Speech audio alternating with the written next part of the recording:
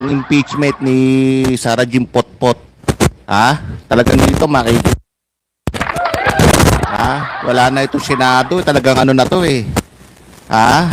Sa buwata na lang ito. Nangyayari dyan mga kapartner kaya hindi matuloy-tuloy ang impeachment na yan. O sabi nila sa June 3. Ngayon naman inurong naman sa June 11.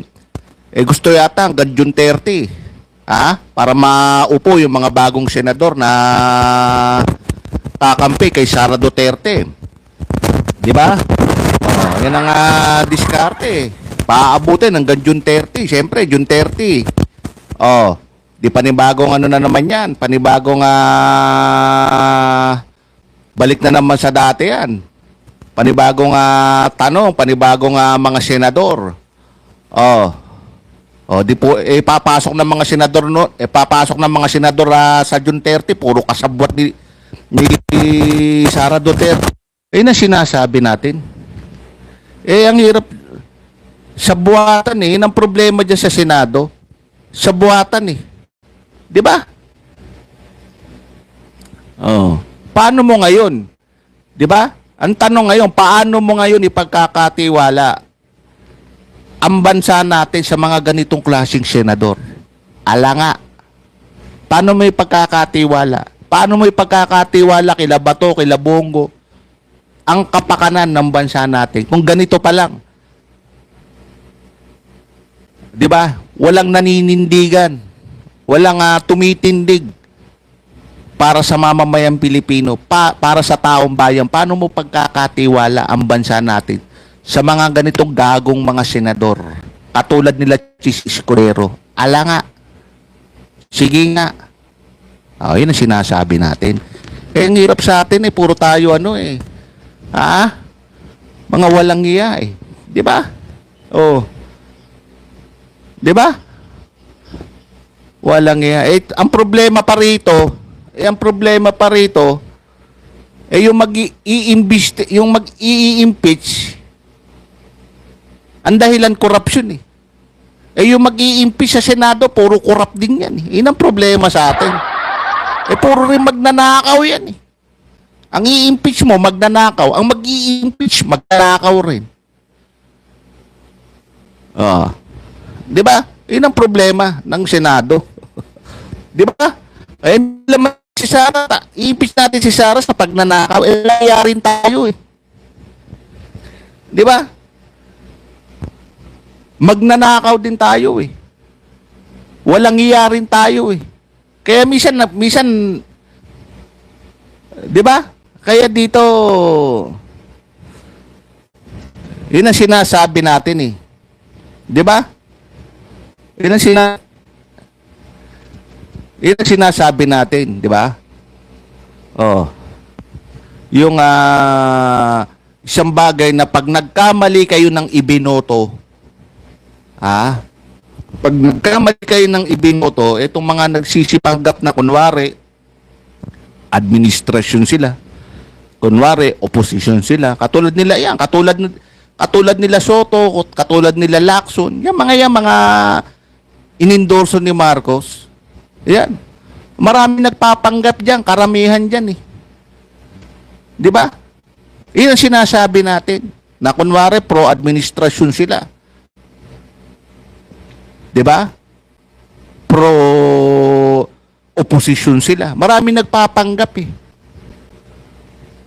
Kaya dito, dyan sa Senado, talagang baboy na ang sistema. Wala na Ang due process dyan, wala na, hindi na nasusunod. Ang takbo ng proseso dyan sa Senado, mga nagpapanggap na lang yung mga yan Di ba? Iyon ang sinasabi natin na talagang ang pagboto talagang kailangan talaga na talagang, di ba? Tignan natin Di ba?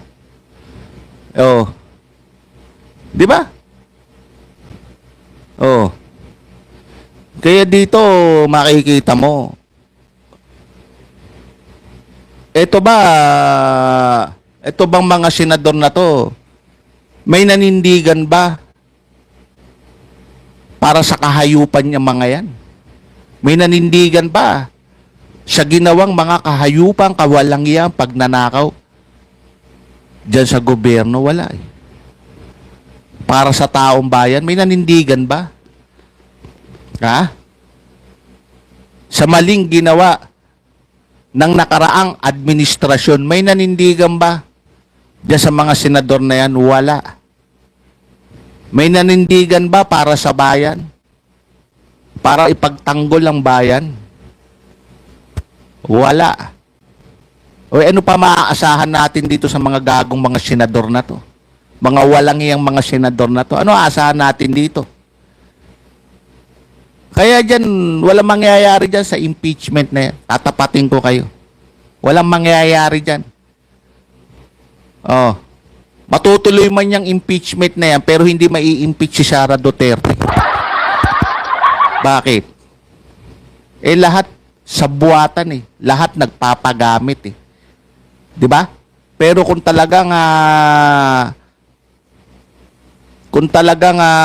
susundin yung proseso, hahayaang gumulong yung proseso, eh talagang mai-impeach yan. Pero kung pag nagpagamit ka dyan, eh talagang hindi mai-impeach yan. Kahit matuloy man yung impeachment na yan, hindi matutuloy yan. Eh, ang kailangan, kailangan two-third eh. Ang kailangan eh. Kailangan 18 na senador na pabor sa impeachment. 18 yun. No? Isipin mo yun, 18, ang dami nun. 18 na senador. Two-third, 18 na senador ang kailangan para ma-impeach si Sara. Eh, isipin mo yun. Eh, lahat yan, puro Duterte lahat yan. Lahat yan, nagpapagamit lahat kay Duterte yan. Katulad nila Soto, nila Lacson, lahat yan. Eh, sabi ko nga lang, tatlo lang ang hindi Duterte dyan eh. Si Bam Aquino, sila Kiko Pangilinan, tsaka si Leni Robredo, si Risa Ontiveros eh. Yan lang ang yan lang ang hindi Duterte dyan eh. Lahat yan. Oh. Di ba? Lahat yan, puro Dutertanis na lahat yan. Katulad nila Cayetano, dalawang Cayetano, dalawang Estrada. O, doon pa lang eh. O, Amy Marcos. O, lahat yan eh. O, yan ba may check and balance ba yan? Yung mga hayop na yan? Hindi. Kasi nga, kasabwat nila, kasapakat nila, kaalyado nila. O, yan ba bumabase doon sa proseso, sa due process? Hindi. Kaya nga rito, sa buwatan dyan sa Senado. Eh. Yun ang problema natin dyan sa Senado.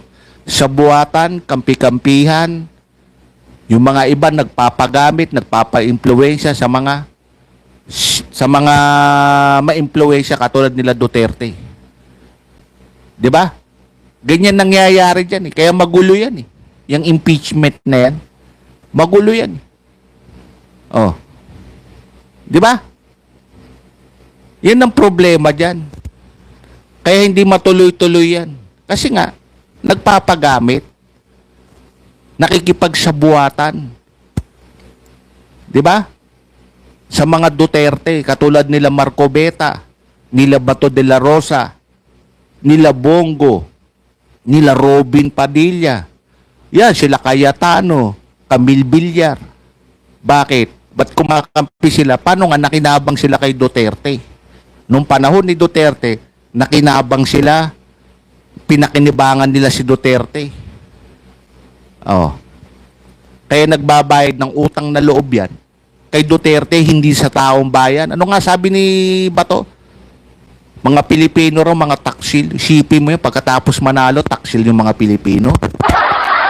Walang iya ka, Bato de la Rosa. Talagang inutil ka rin eh. Ha? Ay, wala eh. Ito mga nakaupo ngayon, mga papasok na mga senador, lalo tayong lumala.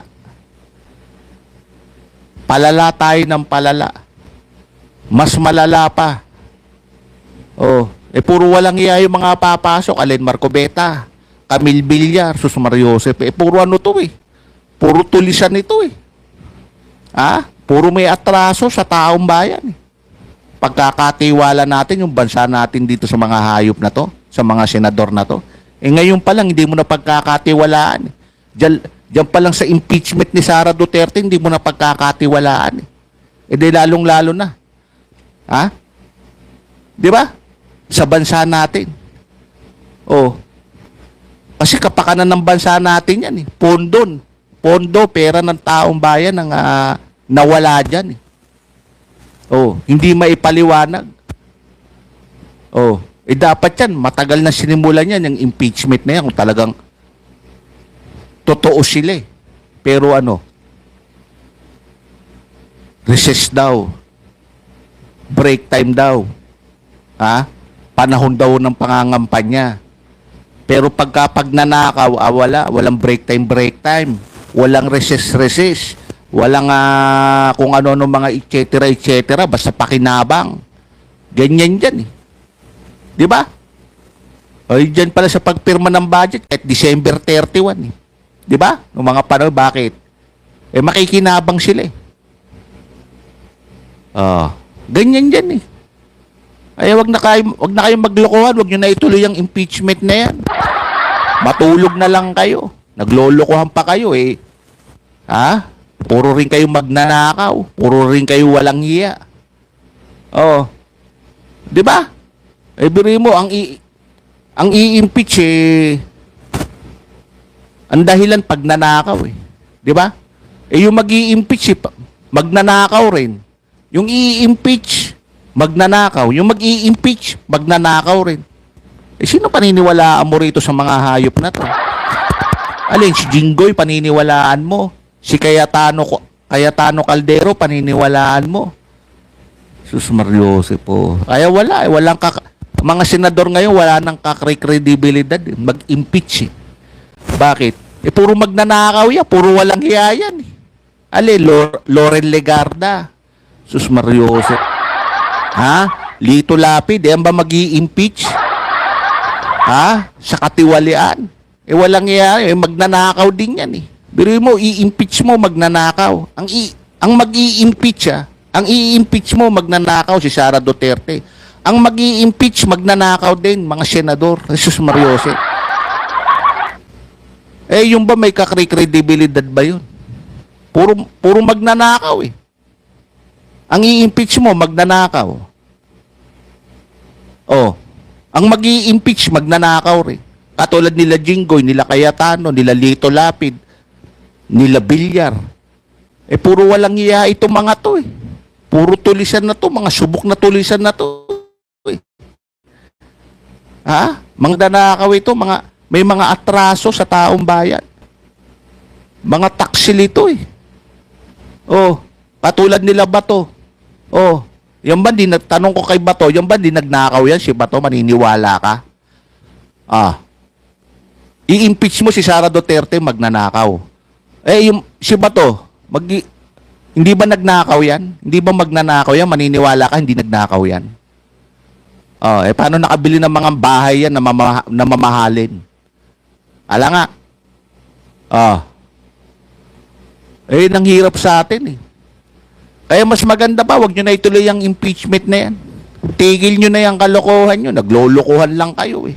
Alam naman dito, lokohan lang dito eh. Pa-impeachment pa kayo eh. Kayo rin, puro magnanakaw din kayo.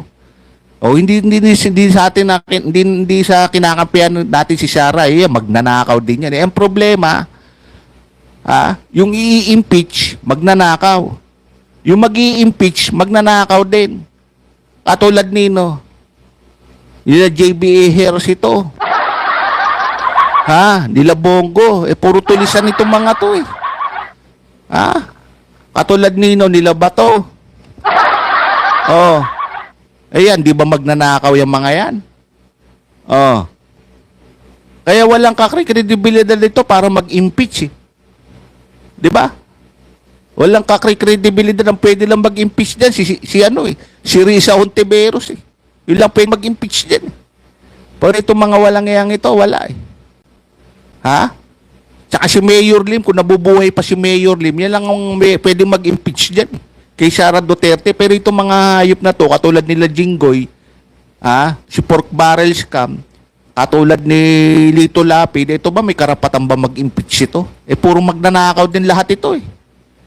Puro mandarambong din ito eh. Sus Mariosip po. Oh. Ala nga. Oh. Katulad ni ni Caldero Cayetano. Sus Mariosip, Camille Villar.